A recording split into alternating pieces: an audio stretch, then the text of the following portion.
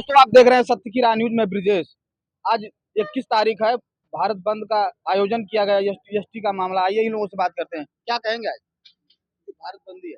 आज जो ये भारतीय जनता पार्टी की सरकार ने जो ये अपना कमजोर पक्ष रख के सुप्रीम कोर्ट में ये फैसला आया है, उसी के विरोध में आज एक दिवसीय भारत बंद का आयोजन बहुजन समाज पार्टी के तत्वाधान में किया जा रहा है पूरे देश में। जो कि निष्प्रभावित जो उपवर्गीकरण का जो करने का काम किया है, जो क्रीमी लेयर की व्यवस्था करने का काम किया है, उसको समाप्त करके और ये जो बीजेपी गवर्नमेंट है उसको कानून बना करके हटाने का काम करे, उससे यही हम लोग की मांग है।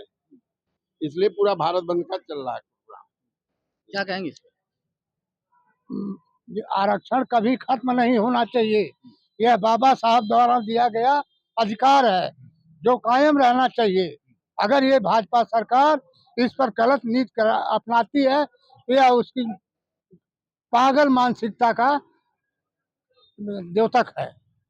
क्या कहेंगे सर आज भारत बंद है? निश्चित रूप से 1 अगस्त 2024 को माननीय सुप्रीम कोर्ट की पीठ ने एक फैसला सुनाया कि प्रदेश की सरकारों को यह स्वतंत्रता दी जाएगी कि निश्चित रूप से जो जातियां अभी इस आरक्षण का फायदा नहीं ले पा रही हैं, तो उसमें एक उन्होंने क्रीमी लेयर के साथ साथ उपवर्गीकरण करने का प्रयास किया है। और जो कि इन वर्गों में, चूंकि बाबा साहब डॉक्टर अम्बेडकर ने जातियों को वर्ग में बनाया और वर्ग के आधार पर जो हमें आरक्षण मिल रहा है, यह छुआछूत, गैर बराबरी, सामाजिक भेदभाव के कारण मिल रहा है, न कि आर्थिक आधार पे है। इसलिए किसी भी तरह से अगर इस तरह का फैसला आया है तो यह संविधान के अनुच्छेद 341-42 का खुला उल्लंघन है, बाबा साहब डॉक्टर अम्बेडकर के संविधान का खुला उल्लंघन है।